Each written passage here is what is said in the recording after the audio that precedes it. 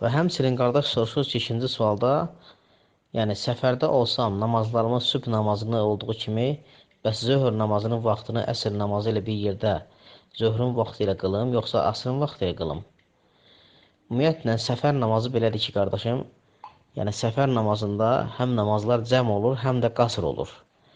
Cəm olmaq o deməkdir ki, zöhr namazının vaxtı daxil olanda həm zöhr namazını və ardıca da əsr namazını qıla bilərsən. Cəm edirsən zöhrün əsri.